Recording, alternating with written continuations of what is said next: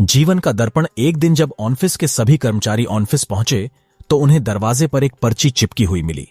उस पर लिखा था, कल उस इंसान की मौत हो गई जो कंपनी में आपकी प्रगति में बाधक था। उसे श्रद्धांजलि देने के लिए सेमिनार हॉल में एक सभा आयोजित की गई है। ठीक 11 बजे श्रद्धांजलि सभा में सबका उपस्थित होना अपेक्षित है। अपने एक सहकर्मी की मौत की खबर पर आजकर पहले तो सभी दुखी हुए, लेकिन कुछ देर बाद उन सब में यह जिज्ञासा उत्पन्न होने लगी कि आखिर वह कौन था जो उनकी और कंपनी की प्रगति में बाधक था। 11 बजे सेमिनार हॉल में कर्मचारियों का आना प्रारंभ हो गया। धीरे धीरे वहां इतनी भीड़ जमा हो गई कि उसे नियंत्रित करने के लिए सिक्योरिटी गार्ड की व्यवस्था करनी पड़ी ही।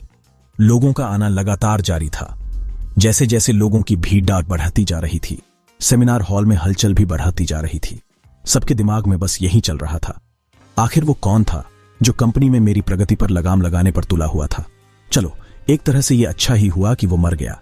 जैसे ही श्रद्धांजलि सभा प्रारंभ हुई, एक एक करके सभी उत्सुक और जिज्ञासु कर्मचारी कफन के पास जाने लगे। करीब पहुंचकर जैसे ही वे कफन के अंदर झांकते, उनका चेहरा फक पड़े रचा जाता, मानो उन्हें सदमा सा लग गया हो। उस कफन के अंदर एक दर्पण रखा हुआ था। जो भी उसमें झांक कर देखता, उसे उसमें अपना ही अक्स नजर आता। उस दर्पण पर एक पर्ची भी चिपकी हुई थी, जिस पर कुछ ऐसा लिखा था जो सबकी आत्मा को झकझोर रहा था। केवल एक ही इंसान आपकी प्रगति में बाधक है, और वो आप खुद है।